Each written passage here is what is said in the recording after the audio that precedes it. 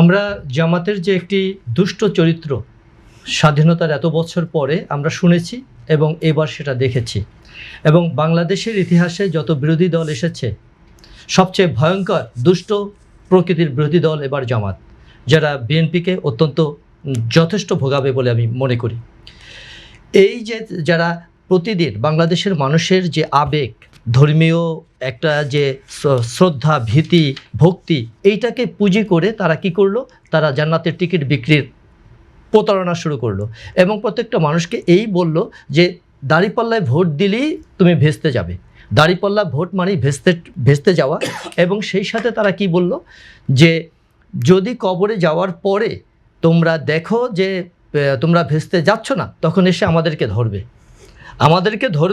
আমরা তখন এই করব যে তখন আমাদের যা শাস্তি হয় আমরা মেনে নেব, আমরা যে শাস্তি হয় মেনে নেব। অর্থাৎ ধর্মকে পুঁজি করে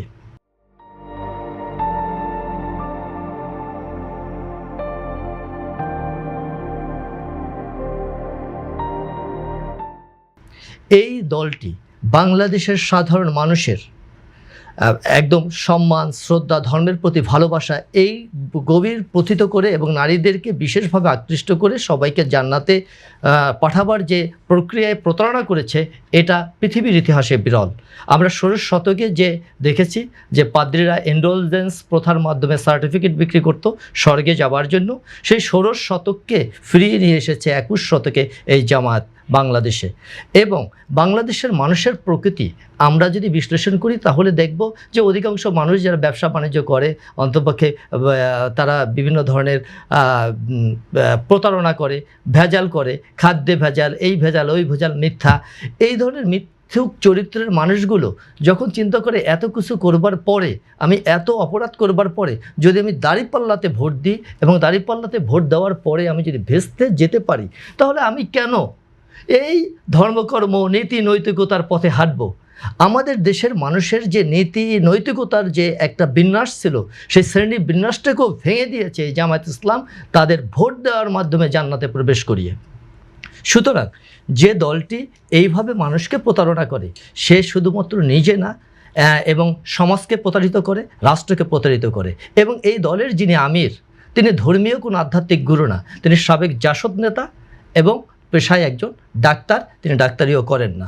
অর্থাৎ ধর্মীয় আধ্যাত্মিক একটা বিষয়ে তার কাছে পরামর্শ, জামায়াত ইসলামের প্রথম, দ্বিতীয়, তৃতীয়, চতুর্থ ক্যাটাগরির কারো কাছে গেলে আপনি ধর্মীয় কোনো পরামর্শ পাবেন না। কিন্তু তারা বলে বেড়াচ্ছে তারা জামায়াত ইসলাম, তারা আলোর বর্তিকা, তারা ইসলামের, তারা নবীর পথ এবং রূপরেখায় চলে এবং তারাই হেদায়েতকারী, তারাই পথ সৃষ্টিকারী। সুতরাং এই ধরনের প্রতারক চক্রকে যদি আমরা সঠিকভাবে চিহ্নিত করতে না পারি সমাজে, রাষ্ট্রে এবং আমাদের পারিপার্শ্বিকতায়, তাহলে আমাদের জন্য বিপদ অনিবার্য।